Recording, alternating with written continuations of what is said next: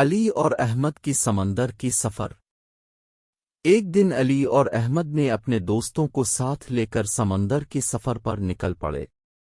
وہ دونوں بڑی ہی محنتی اور جوان تھے اور ہر مشکل کو حل کرنے کا طریقہ جانتے تھے۔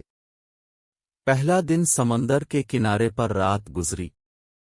چاندنی میں لپٹے ہوئے جلاوایوں کی لہروں کو دیکھ کر ان کے دل میں خوشیوں کی لہریں الفاٹنے لگیں۔ دوسرے دن انہوں نے ایک چھوٹے جہاز پر سوار ہو کر سمندر کی گہرائیوں کی طرف رخ کیا۔ جہاز نے انہیں ایک نئی دنیا میں لے جانے کا وعدہ کیا۔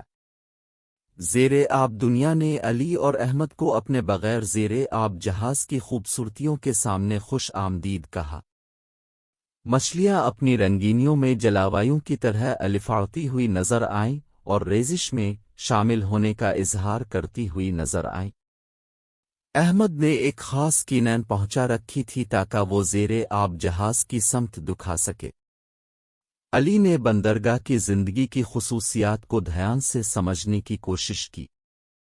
جہاز نے انہیں ایک خاص طرح کے جزیرے پر پہنچایا جو سمندر کے دریاؤں میں بہتی تھی۔ وہاں کی ریاست کے لوگوں نے علی اور احمد کا سواگت کیا اور اپنی محبت اور مہم سے نوازا۔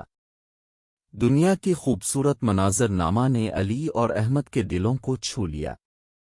وہاں کے پہاڑوں کی بلندیوں سے دیکھنے والا طلوع آفتاب، دلکش بہاروں کی بو اور سمندر کی لہریں سب نے انہیں مغرور کر دیا۔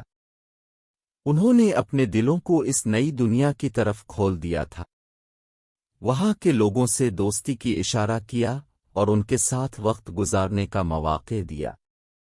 آخری دن علی اور احمد نے اپنے دلوں کی گہرائیوں سے نکل کر واپسی کا راستہ طے کیا۔ وہ سفر ان کی زندگی کی ایک نئی راہوں میں منتقل کر گیا تھا۔ یہ سفر علی اور احمد کے لیے ایک نہایت یادگار تجربہ رہا۔